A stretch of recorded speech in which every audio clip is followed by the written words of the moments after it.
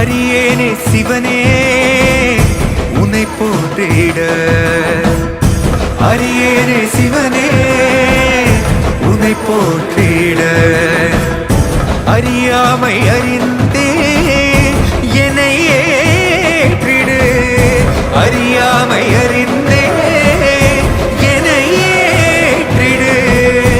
உன்னுள்ளே என்றும் வாழ்பவனை, மாயத்தின் வாயில் வீழ்பவனை நீயே காப்பாற்று.